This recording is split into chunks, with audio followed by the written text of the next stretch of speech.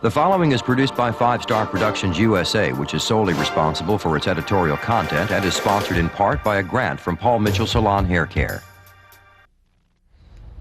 You'd think it would be a crime, but it's not. Most of the world's waste, over 20 billion tons a year, ends up in the sea, often without any preliminary processing. Even the most simple creatures know not to dump waste where they eat, but that's what we're doing every day when we use the oceans as landfills and sewers.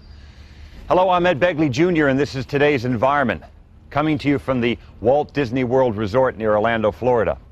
Many environmental issues confront us today, and many people are working hard to find the answers. On this show, we highlight the ongoing solutions that have caught our attention.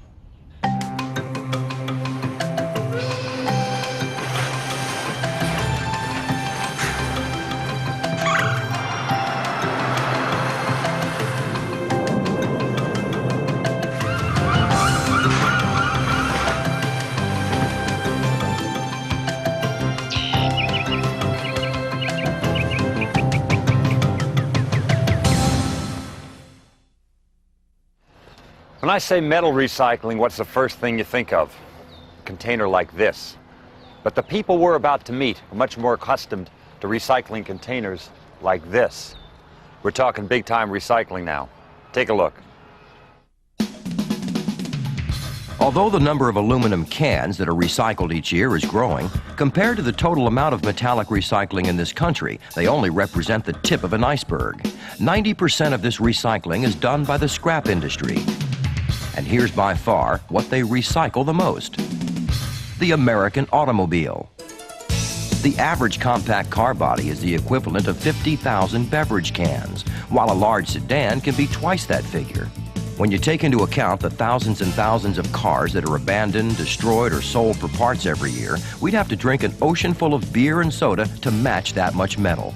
And that's not all. There are also worn-out appliances, steel beams for buildings, old railroad cars. All that used metal's gotta go somewhere. Somewhere like here, Sims LMC Recyclers in Richmond, California, where in 20 seconds flat, a roadster is reduced to fist-sized bits of rubble.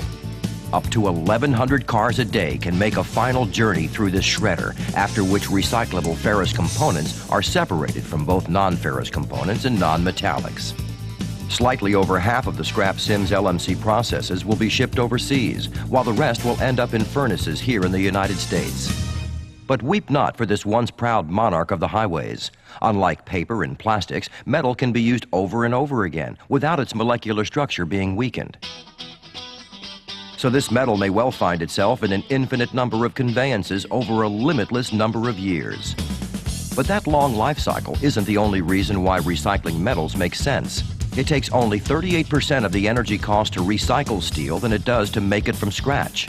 It also means a large reduction in environmentally damaging strip mining to obtain ores and less need for acid rain producing coal.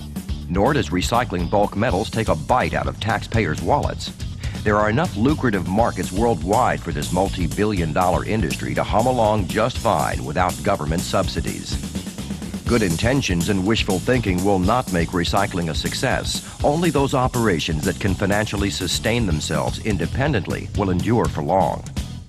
Right now, over 50 million tons of scrap metal are being reused in the United States each year.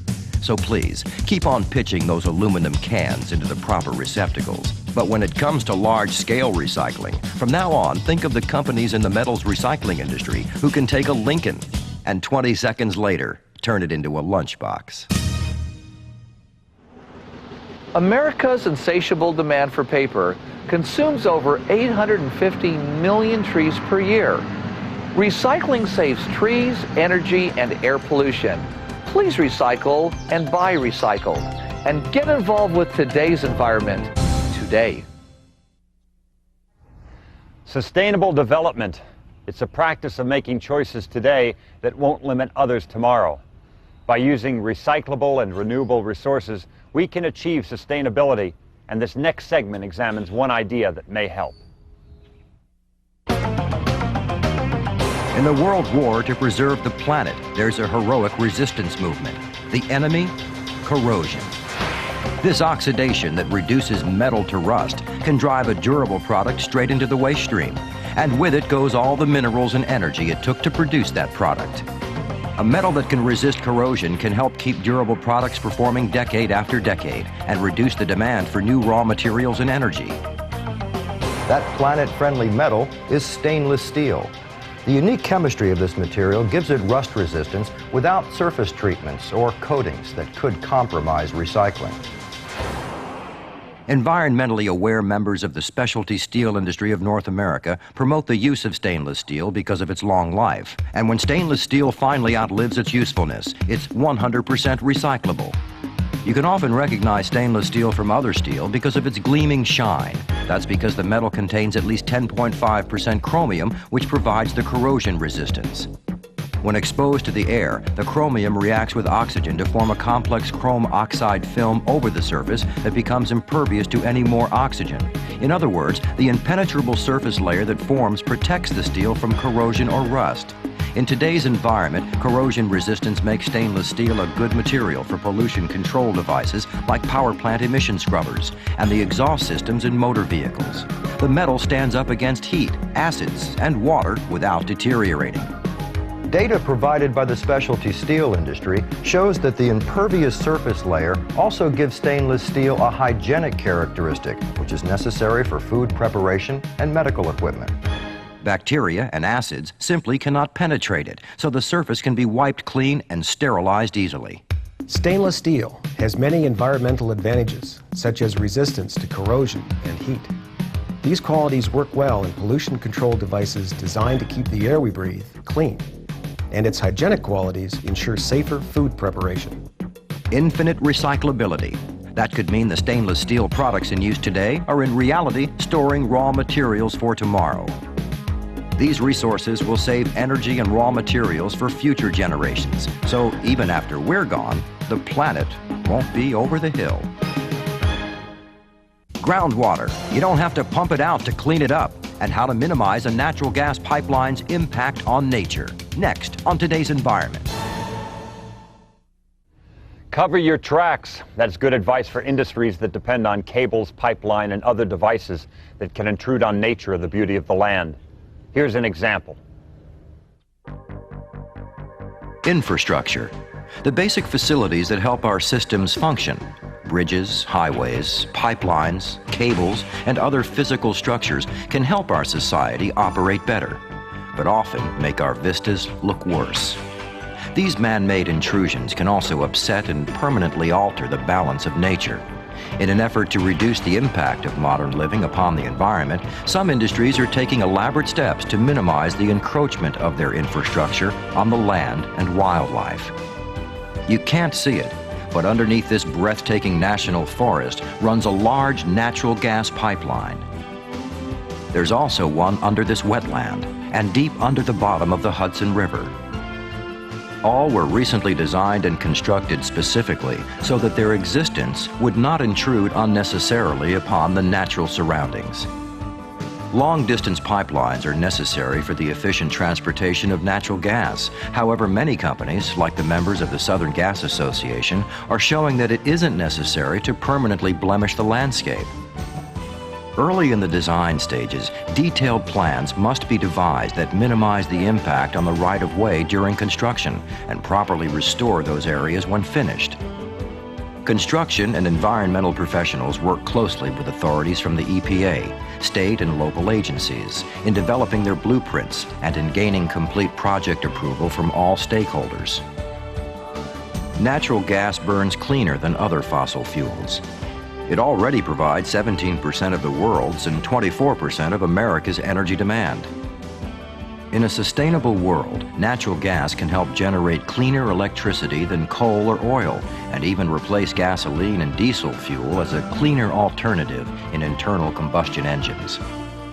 The infrastructure to distribute this environmentally preferable resource needs to expand in order to answer the anticipated demand.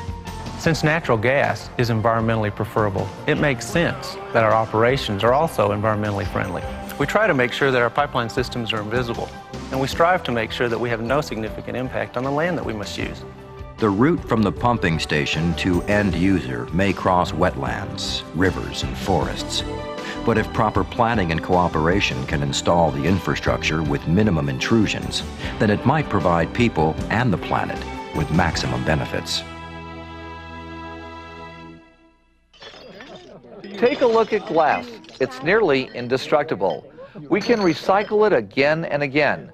But every year we throw out 28 billion glass bottles and containers. Now that's a bunch of garbage. Get involved with today's environment today. You never know where an environmental solution will come from. This next segment looks at how scrap metal destined for the solid waste stream might actually be a vital component in decontaminating our underground rivers. Weird science. Many of the chemicals formulated for better living may now contribute to shorter lifespans, like volatile organic compounds, VOCs. When they leach through the earth and into the groundwater, they can end up in what we eat and drink and help trigger many health problems. Chemical spills, improper disposal, leaking tanks, and accidents can release halogenated organic compounds, especially those with chlorine, into the environment and wreak havoc on the ecosystem.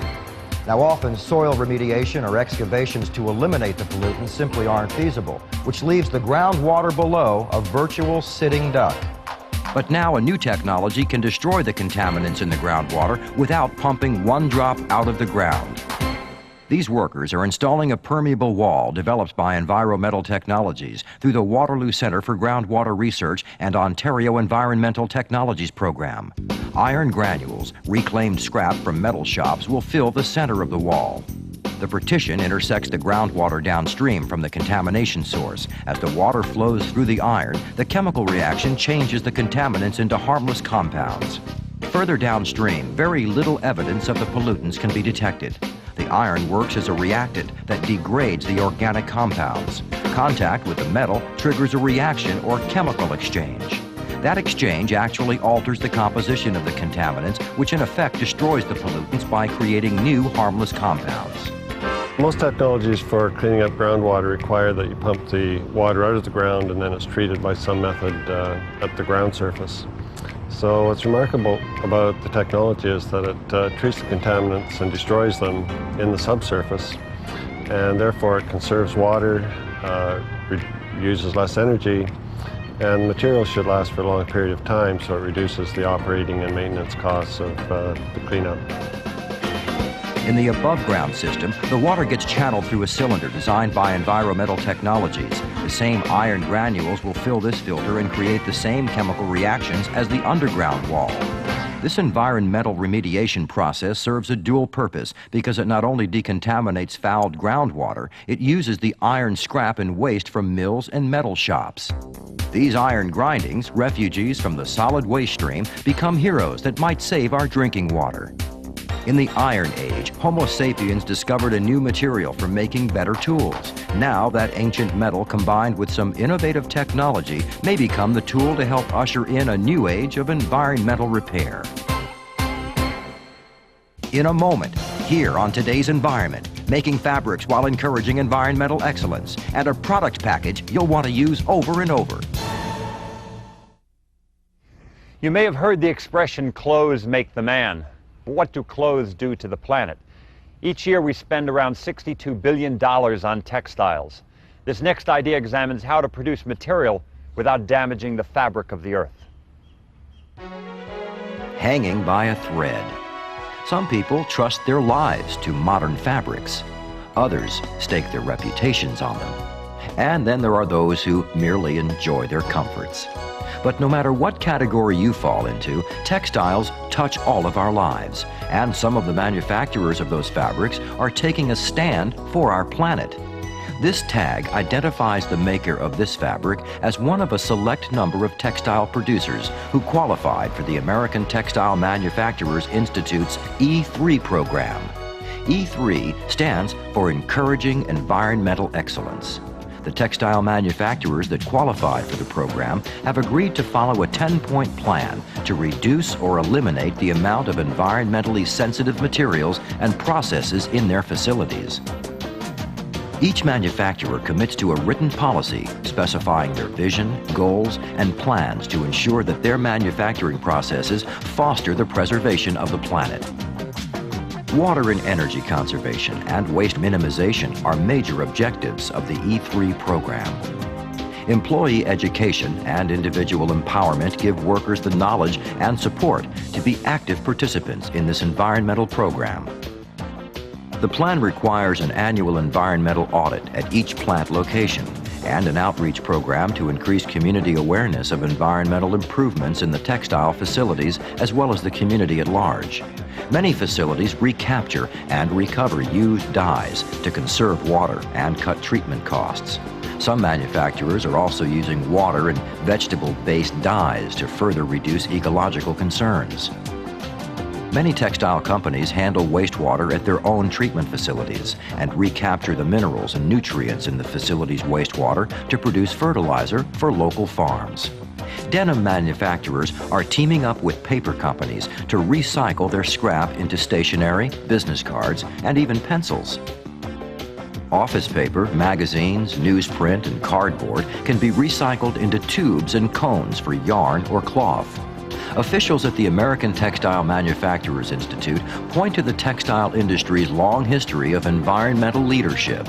In 1 year alone, these manufacturers spent over $34 million on environmental improvements in their facilities and local communities and went beyond regulatory requirements. These manufacturers find that environmental excellence pays dividends in many ways, including lower operating costs and consumer acceptance of their products. It benefits us all when environmental improvements increase profitability, because if the textile industry can lower costs, reduce risks, and strengthen community relations while it enhances ecological protection, it will help weave a safer and brighter future. How much money did you throw in the trash today? Americans toss out about 5 million tons of plastic packaging every year. That adds up to a lot of wasted resources and money. Pre-cycling helps us reduce our waste before we buy, and this next idea might also help. Did you ever take a look at our world today and ask why? Why do we waste so many precious resources on packages we simply throw away? 1 in every 3 municipal trash truckloads dumped in a landfill consists entirely of packaging waste. But this practice could change as more and more people accept the environmental doctrine of reduce, reuse, and recycle. Many manufacturers have taken important steps towards making their product packaging better conform to those principles. Now, this reusable vinyl bag, developed by Vipac of Edison, New Jersey, allows consumers to reuse the package that a product comes in. These clear zipper bags serve as packaging for a large number of different kinds of merchandise, like comforters, blankets, throws, pillows, toys, cosmetics, and many other products. Then they can be used time and time again for countless different applications. As part of its commitment to green marketing, the packaging supplier wanted to ensure that these zipper bags stayed out of the trash.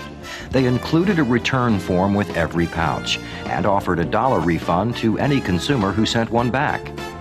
The water-resistant vinyl bags, however, seem to be proving more valuable around the house, and to date, only 0.1% have ever been returned for the refund. Promoting the value of waste reduction through reusable packaging has been an ongoing challenge since the innovative packages were developed in the late 1970s. Now, the popularity of Vipac's reusable packages seems to be growing worldwide, especially since landfill space becomes more scarce every minute. And other disposable methods like incineration could pose more environmental challenges than they solve. The vinyl in these bags can also be recycled with other post-consumer polyvinyl chloride or PVC products and transformed into durable plumbing and building materials, truck bed liners, automotive parts, electrical components, and much more. Adding a durable zipper to the bag, however, was intended to make a package that is actually a useful product by itself. The goal was to reduce packaging waste at the source and create a product that never needs to enter the waste stream. When we questioned consumers, many perceived the product packaging to be an added bonus because after removing the product, they had a very handy storage bag. And because they have a useful life around the house, there is no reason to ever throw these bags into the trash.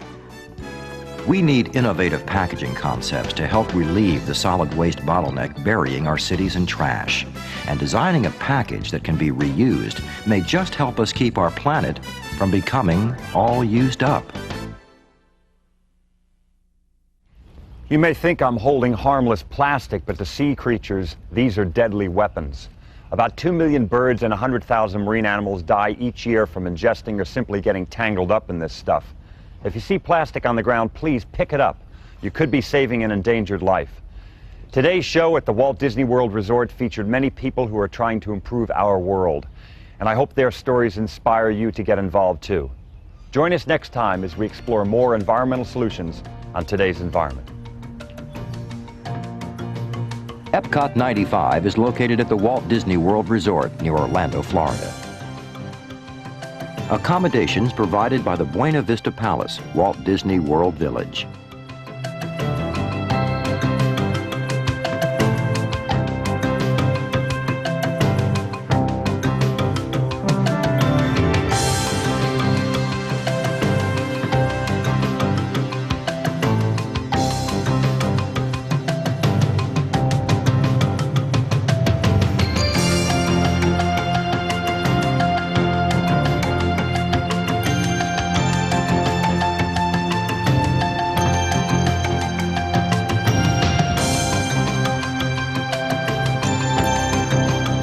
If you know of any interesting environmental success stories, call us at 407-997-9800. The preceding program was sponsored in part by a grant from Paul Mitchell Salon Hair Care. This has been a presentation of 5 Star Productions USA.